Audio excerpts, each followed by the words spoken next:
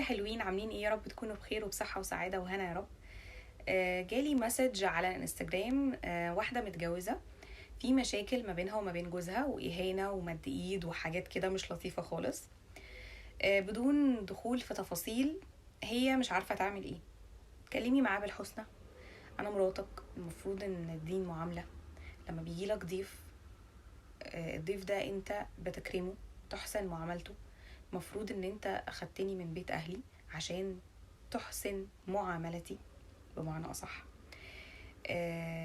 انا انت مش مخليني محتاجة حاجة، فانا مش هقبل من اللحظة اللي احنا قاعدين فيها دي ان انت تهني بلفظ او بمد ايد، سواء بينا وبين بعض او قدام حد.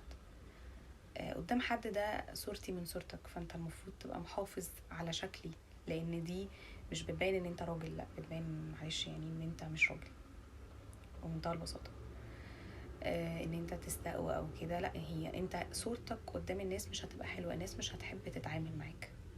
ما تبقاش فاهم يعني، غلط، بمنتهى البساطة. وحتى لو ما بينك وما بينها، المفروض ان احنا يعني في مودة ورحمة ربنا وصانا بيها في معاملة في ما بين الأزواج.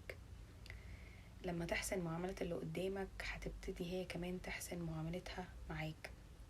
ابتدي معاها، هي مثلا في شوية حاجات عايزها تظبطها، مش بالزعيق، مش بمد الإيد. طب انت جربت ده؟ انت فاهم ان انت ده كده هيجيب نتيجة لطيفة معاها؟ لا، مش هتتغير. هي مش حيوان، هي بني آدمة بتحس يعني، وليها مشاعر. اتكلم بالراحة. الدين معاملة، ان احنا نتعامل مع بعض كويس. ابتدي قول واحد واتنين وتلاتة، لا انا محتاج انك تظبطي واحد واتنين وتلاتة، مش بمد الايد ومش بالزعيق، مش بالعصبية، مش بالخناق، بالهدوء. مرة واتنين وتلاتة، ونقعد ونتكلم ونشوف ونحل، لان دي حياتنا، احنا الاتنين شركة فيها. فكده الحياة بتتهدم.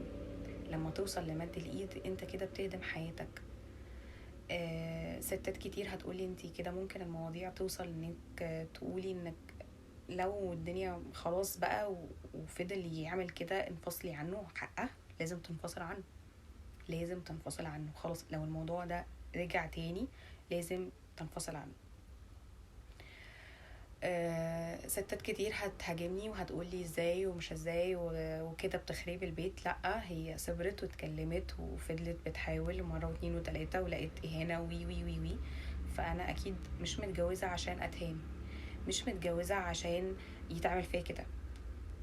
انا بني ادمة، انتوا قابلين بده، دي قصتكم انتوا. بس بمنتهى البساطة، يا مودة ورحمة وحسن معاملة، يا بلاش. بس